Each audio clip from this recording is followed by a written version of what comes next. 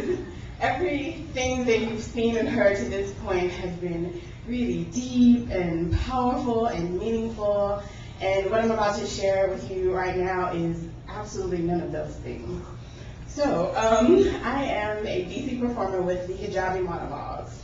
And the Hijabi Monologues was created as a way to have discourse as Muslim women, from the vantage point of a Muslim woman. And it's sort of the inverse of the Vagina Monologues, which takes something that is private and brings it into public discourse. And the goal of the Hijabi Monologues is to take something that has been much discussed very publicly and to bring it back down to the private level, the individual woman. And so the monologues is a series of stories. They're not representative of every hijabi, but then they don't have to be. That's the point, is that each woman is a story in her own right. And so this particular monologue is called 10 Things. There are 10 things you should know. Really tall people freak me out. My gaze tends to end up in weird places that frankly I'd rather it not be.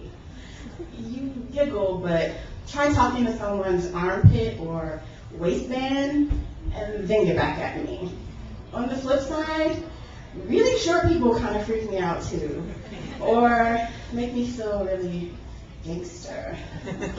It depends on how short they are, too. Ashiness is not a sin, but it should be. And if you've convinced yourself that you can't or don't get ashy, you are sadly mistaken and need to holler at promotion ASAP. I get this feeling people think I'm a lot more conservative and reserved than I actually am. Or maybe they think I'm stuck up. Either way, I'm neither. I don't take myself seriously enough to be stuck up, and I have the attention span of a baby monkey, which really doesn't lend itself to the discipline it takes to be reserved.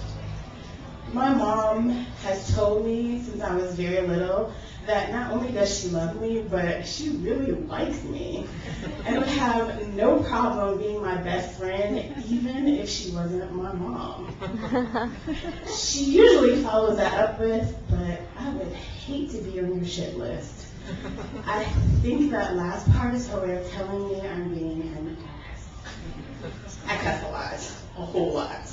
Not like sailor status, but definitely more than my grandma would approve. I understand that there are other words. I just happen to like cuss words. Don't judge me. I had a cat I named Sexy because it was funny and she was. And how hilarious is it to make a vet appointment for Sexy Pickett? No, not sassy. I said sexy.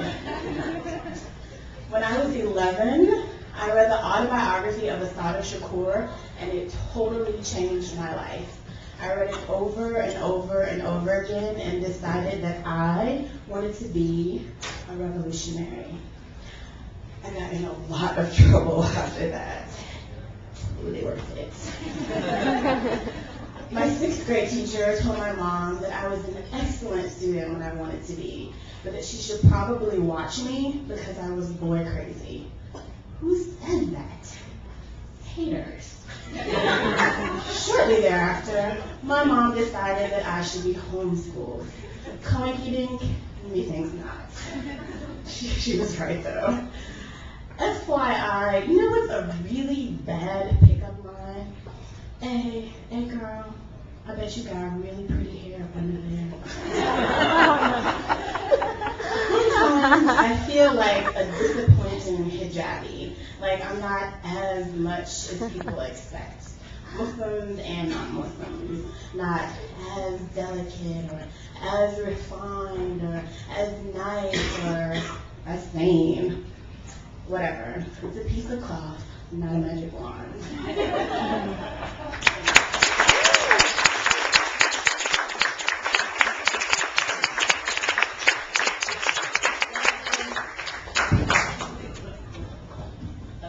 That was amazing. Thank you very much.